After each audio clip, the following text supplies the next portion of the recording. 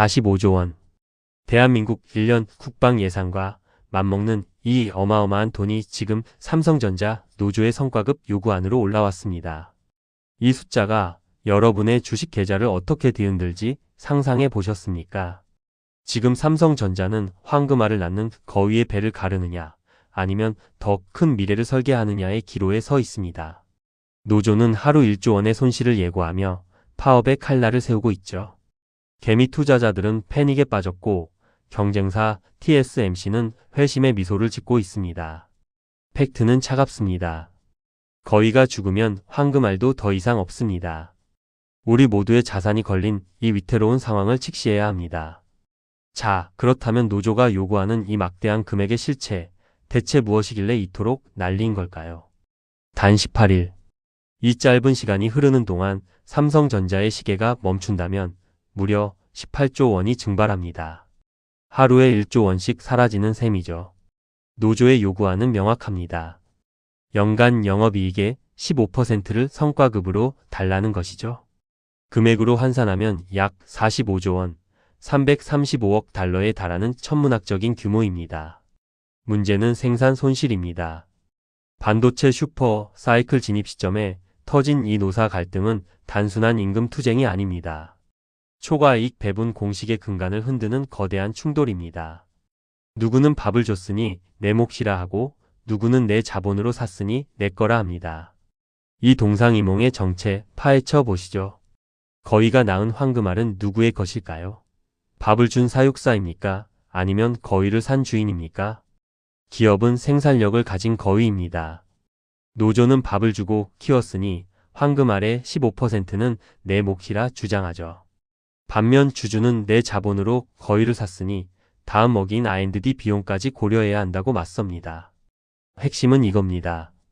이익을 당장 현금으로 나눠 가질 것인가 아니면 거위의 생존을 위해 재투자할 것인가. 본질적인 생존의 문제입니다. 데이터로 해부해 보겠습니다. 45조 원이라는 돈이 대체 얼마나 큰지 그 파괴력을 확인해 보시죠. 삼성전자가 한 해 동안 미래를 위해 쏟아붓는 R&D 예산이 37.7조 원입니다. 그런데 노조가 요구한 성과급은 이보다 훨씬 많은 45조 원입니다. 차트를 보십시오. 주주 배당금 총액 11조 원과 1년 R&D 예산을 모두 합친 것보다 노조 요구 성과급이 더 큽니다.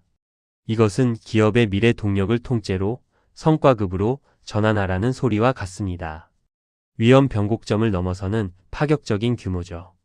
기업의 근간인 기술 투자가 위축될 수밖에 없는 절체절명의 위기 상황입니다. 왜 이런 무리한 요구가 나왔을까요? 그 이면에는 복잡한 EVA와 단순한 영업이익의 대결이 있습니다. 사측은 세금 떼고 투자비 빼고 남은 진짜 이익 EVA로 주자고 합니다. 하지만 노조는 복잡한 거 싫으니 그냥 영업이익 15%로 통일하자고 외칩니다. 경제적 부가가치인 EVA는 산정 방식이 복잡하고 투명성 논란이 있었습니다. 노조는 이 불투명한 계산법 대신 공시되는 영업이익을 기준으로 상한선 없이 배분하길 원하죠. 계산이 명료한 현금 파이프라인을 요구하는 겁니다. 하지만 기업 입장에서 세금과 재투자 비용을 무시한 배분은 곧 파산으로 가는 지름길이 될 수 있습니다. 구글, 애플 같은 글로벌 빅테크들은 어떨까요? 그들도 우리 노조처럼 현금만 고집할까요? TSMC는 이익의 10% 내외를 현금으로 줍니다. 하지만 반드시 미래 투자 승인을 먼저 받은 뒤에 남는 것을 나누죠. 글로벌 트렌드는 주식 보상입니다. 애플과 메타는 RSU를 통해 직원과 주주의 이해관계를 일치시킵니다. 주가가 오르면 직원도 부자가 되는 구조죠. 하지만 우리 노조는 무조건적인 고정 비율의 현금 요구를 고수하고 있습니다. 이는 글로벌 스탠다드와는 거리가 먼 방식입니다. 진정한 주주 자본주의를 위해서는 보상 체계의 근본적인 변화가 필요합니다. 리스크는 주주가 다 지는데 이익만 쏙 빼가겠다. 이것이 바로 선배당 논란의 본질입니다. 리스크를 지지 않는 노조가 이익의 15%를 가장 먼저 떼어가는 것. 이것을 경제학에서는 대리인의 도덕적 해이라고 부릅니다. 주주는 기업 투자의 100% 리스크를 감수하는 사람입니다. 모든 비용을 다 지불하고 남은 자녀를 가져가야 하죠. 그런데 노조의 요구는 리스크와 상관없이 정률 15%를 먼저 가져가겠다는 겁니다. 이는 주주의 자녀 청구권을 정면으로 침해하는 행위입니다. 경제적 원칙에 위배되는 위험한 발상일 수 있습니다. 삼성전자 한 곳만의 문제가 아닙니다. 이 충격은 도미노처럼 협력사들에게 전이될 것입니다. 삼성전자, 평택 라인이 멈추면 1754개의 협력사도 함께 멈춥니다. 그곳에 종사하는 수만 명의 생계는 누가 책임집니까? 1차 노동시장인 대기업 노조의 잔치는 2차 노동시장인 중소협력사의 고통으로 돌아옵니다.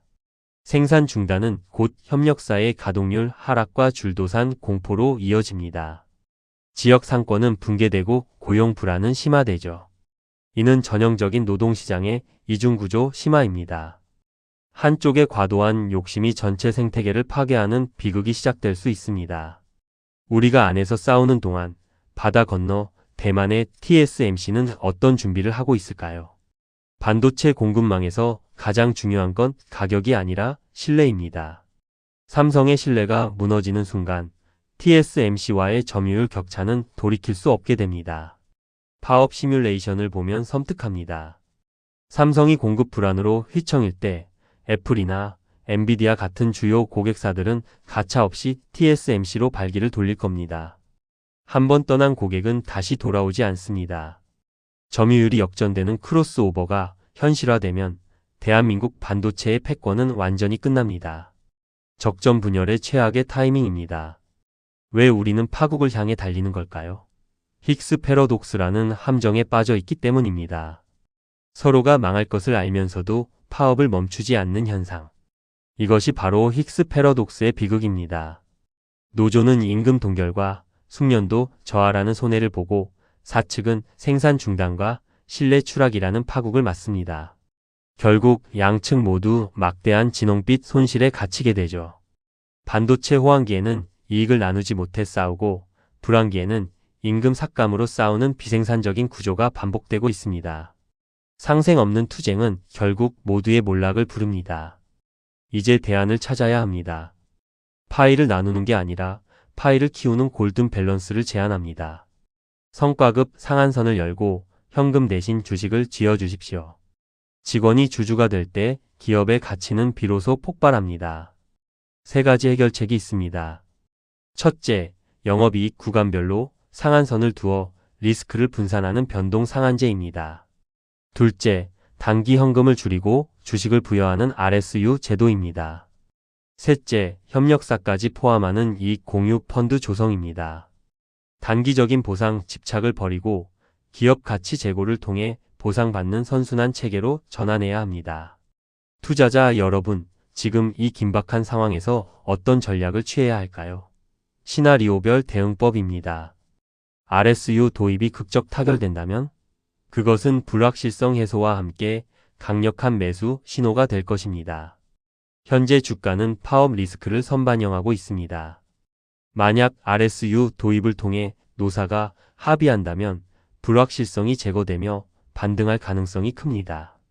반대로 파업이 장기화되고 고정비 성격의 15% 보상이 확정된다면 이는 펀더멘털 훼손입니다.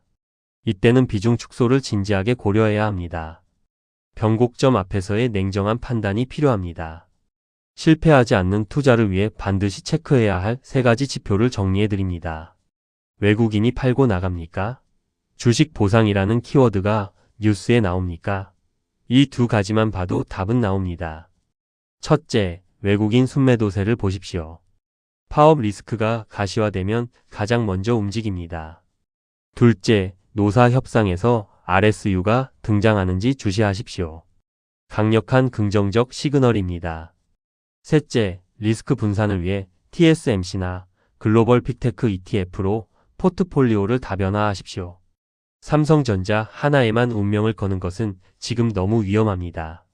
결론입니다. 기업과 근로자의 운명, 과연 따로 떼어 생각할 수 있을까요? 거위를 죽여서 얻은 황금알 하나가 과연 평생의 배고픔을 해결해 줄 수 있을까요? 누가 황금알을 더 많이 가져갈 것인가의 싸움은 결국 거위를 죽입니다. 무조건적인 현금 요구보다는 주가, 가치 제고를 통한 동반 성장만이 글로벌 기술 패권 전쟁에서 살아남는 유일한 길입니다. 삼성전자의 성공이 곧 직원의 성공이고 주주의 기쁨이 되어야 합니다. 우리는 지금 한 배를 타고 있다는 사실을 잊어서는 안 됩니다. 마지막으로 본 분석 자료의 한계점과 유의사항을 전달해 드립니다. 오늘의 분석이 여러분의 현명한 투자 나침반이 되었기를 바랍니다. 본 자료는 증권사 컨센서스와 학술적 시뮬레이션을 바탕으로 작성되었습니다.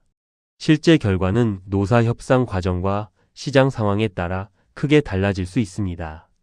특정 종목의 매수나 매도를 추천하는 것이 아니니 최종 판단은 신중하게 내리시길 권합니다. 여러분의 소중한 자산을 지키는 투자를 응원합니다. 영상이 도움이 되셨다면 구독과 좋아요, 그리고 알림 설정까지 부탁드립니다. 여러분의 클릭 한 번이 더 깊이 있는 분석을 만드는 큰 힘이 됩니다. 시청해 주셔서 감사합니다.